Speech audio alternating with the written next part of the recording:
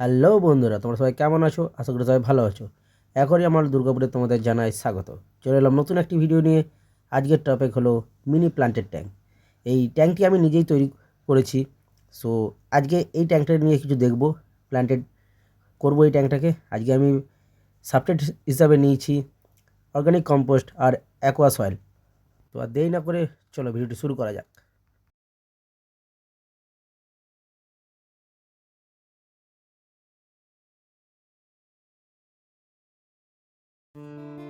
তো আমি এখানে অল্প পরিমাণে অর্গানিক কম্পোস্ট নিয়েছি। যদিও আমি অ্যাকোয়া সয়েল ইউজ করছি, তো অ্যাকোয়া সয়েলের ভ্যালিডিটি খুব কম থাকে, মানে সামথিং 5 বছরের মতো থাকে। তো আমার ভ্যালিডিটি প্রায় কমে এসেছিলো, তো সেইখানে আমি অর্গানিক কম্পোস্ট ইউজ করছি। তোমরা চাইলে অন্য কিছু পদ্ধতি ব্যবহার করতে পারো। সো দেখো ভিডিওটা, আর আমার ভিডিওতে যারা নতুন তারা অবশ্যই আমার চ্যানেলটিকে সাবস্ক্রাইব করবে, আর ভিডিও ভালো লাগলে অবশ্যই লাইক কমেন্ট শেয়ার করতে ভুলবে না। তো এখানে আমি কিন্তু নতুন অ্যাকোয়া সয়েল ইউজ করিনি, পুরনো অ্যাকোয়া সয়েল ইউজ করেছি, তার জন্য আমাকে অর্গানিক কম্পোস্টটা দিতে হলো। তো দেখতে থাকো ভিডিওটা, অবশ্যই ভালো লাগবে। তোমরা চাইলে নিজেরাও ঘরে ট্রাই করে দেখতে পারো। বেশি পরিমাণে কিছু লাগবে না, সামান্য অল্প পরিমাণে অ্যাকোয়া সয়েল আর অর্গানিক কম্পোস্ট দিয়েও তোমরা করতে পারবে। সো আর এখানে কিছু পরিমাণের অ্যাকোয়া সয়েলের ডাস্ট, যেটা আমার পুরোনো ট্যাঙ্ক থেকেই বেরিয়েছিল, মানে পুরোনো ট্যাঙ্কের যে আমার যে অ্যাকোয়া সয়েলটা ছিল সেখান থেকে বেরিয়েছিল। তো সেই ডাস্টটাকেও দিয়ে দিলাম যাতে রুটগুলো ভালোভাবে ধরতে পারে। সো এবারে প্লেন করে নিয়ে জাস্ট এবারে দেখতে থাকো ভিডিওটার। আরও প্ল্যান্টেশন বাকি আছে, সেরকম কিছু স্কেপ দেবো না ভাবছি।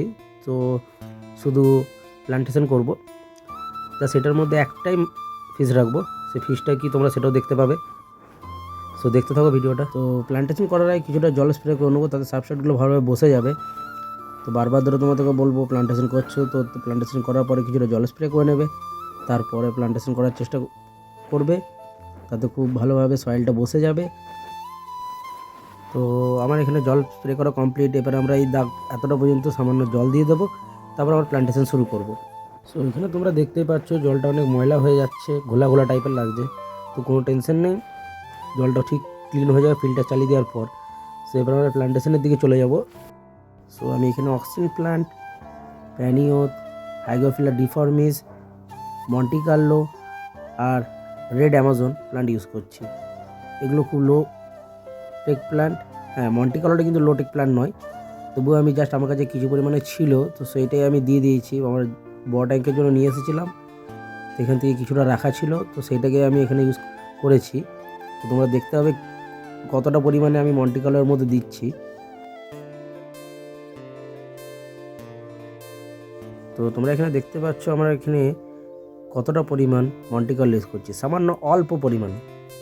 সো মন্টিকার্লো একটি কার্পেট প্ল্যান্ট, সো এখানে সামান্য অল্প পরিমাণে 2-4টে স্টেপ ইউজ করছি। মন্টিকার্লো যখন গ্রো হয়ে যাবে, তো পুরো ট্যাঙ্কটার মধ্যে একটা ম্যাট হিসেবে কাজ করবে।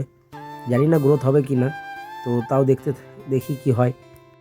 সো ফাইনালি আমার এখানে প্ল্যান্টেশন কমপ্লিট হয়ে গেছে। বাকিটা যেটা বাকি রয়েছে সেটা আমরা, মানে বাকি যে জলের পরিমাণটা বাকি রয়েছে সেটা জল দিয়ে ফিল আপ করে নেব। আর পরেও কিছু প্ল্যান্টেশন করব, তো সেটা ভিডিও আমি আশা করি দিতে পারো কিনা জানি না। তো দেখতে থাকো। আমি কিন্তু পুরোনো হেলদি ট্যাঙ্ক থেকেও জল নিয়ে এখানে দিলাম। তোমাদেরকে আগেই বলেছি নতুন ট্যাঙ্ক করতে গেলে মিনিমাম 15 দিন জল রিসাইকেল করার পর এর মধ্যে মাছ দেওয়া দরকার। তো আমি 15 দিন সেল করার পরেই মাছ দেবো। 15 দিন না হলেও 2-4 দিন মিনিমাম রাখবো, তারপরে জল দেবো। তবুও আমি হেলদি ট্যাঙ্ক থেকে জল দিলাম। আর তোমরা দেখতে পাচ্ছ উপরে কিছুটা ফেনা হয়ে গেছে, তো কোনো টেনশন নেই, এটা ছাঁকনি দিয়ে এমনি করে তুলে নিলেই সব চলে যাবে। আর কিছু ডাস্ট থাকলেও সেটা চলে যাবে, যেহেতু এটা পুরোনো ট্যাঙ্কের অ্যাকোয়া সয়েল, তো সেই কারণে এই ডাস্টগুলো এসেছে। নতুন হলে এরকম কোনো ডাস্ট আসবে না। সো এখানে মেডিসিন হিসেবে ইউজ করবো এবারে মালাচিট গ্রিন আর অ্যাকোয়া ব্লু। সো তোমরা হয়তো জানবে মালাচিট গ্রিন আর অ্যাকোয়া ব্লু ইউজ করি নতুন ট্যাঙ্কের ক্ষেত্রে। এখানে ট্যাঙ্কটা ছোটো, তাই খুব অল্প পরিমাণে ইউজ করব।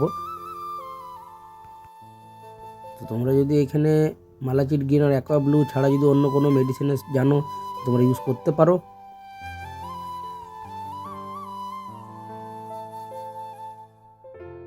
সো এখানে শীতকাল, তাই আমি হিটার 25 ওয়াটের হিটার নিয়েছি, যেহেতু ছোটো ট্যাঙ্ক।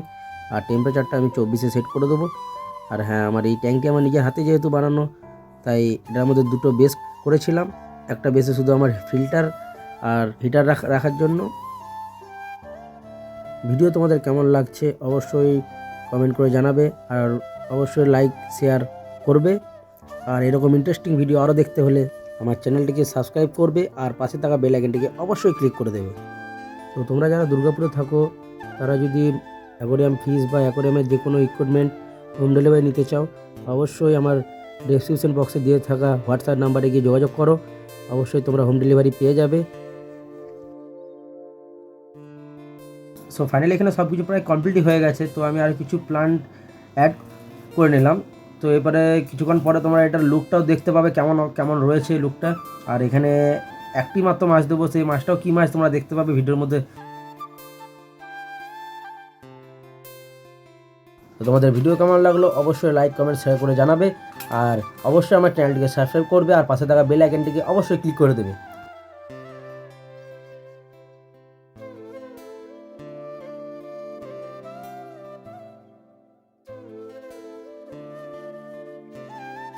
সো ফাইনালি এখানে আমার ট্যাঙ্ক সেটআপটা কমপ্লিট হয়ে গেছে। তো তোমরা দেখতে পাচ্ছ নর্মাল লুকের মধ্যে কত সুন্দর লাগছে। তো কেমন লাগছে সেটআপটা অবশ্যই কমেন্ট করে জানাবে। আর এখানে আমি দিয়ে দেবো একটি মাত্র মাছ বেটা ফিশ। তো দেখতে থাকো বেটা ফিশটা কেমন হেলদি রয়েছে। সো আমি এবারে এটার মধ্যে বেটা ফিশটা অ্যাড করবো, এটা একদিন পরের আপডেট, মানে যেদিন ট্যাঙ্কটা বানিয়েছিলাম তার একদিন পরে। যেহেতু আমি এটার মধ্যে পুরোনো হেলদি ট্যাঙ্ক থেকে জল নিয়ে দিয়েছিলাম, সেহেতু আমি একদিন পরেই মাছ ছাড়তে পেরেছি। তো তোমাদের ক্ষেত্রে বলবো মিনিমাম 15 দিন রাখার পর রিসাইকেল করার পর মাছ দেবে। সো ভিডিও কেমন লাগলো অবশ্যই কমেন্ট করে জানাবে। সো এরপরে যে ভিডিওটা আসতে চলেছে সেটা আমার যে রিভার স্যান্ড আর অর্গানিক কম্পোস্ট দিয়ে যে আমি প্ল্যান্টেড ট্যাঙ্ক সেটআপটা বানিয়েছিলাম লো কস্ট, তো সেটার আপডেট সেখানে ট্যাঙ্কগুলো গাছগুলো কীরকম গ্রো হয়েছে সেটার আপডেটটা খুব শীঘ্রই আসছে। তো দেখতে অবশ্যই চ্যানেলটিকে সাবস্ক্রাইব করবে। তো এখন আমাদের টাটা, দেখা হচ্ছে নেক্সট ভিডিওতে।